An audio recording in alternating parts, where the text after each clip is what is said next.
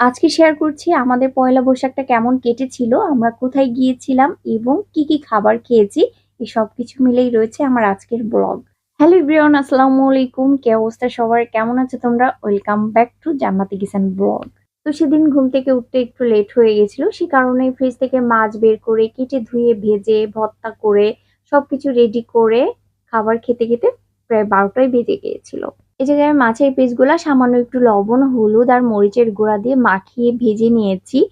আজকে পান্তা খাবো বলে সেই কারণে ভাতগুলা একটু নরম করে রান্না করেছি।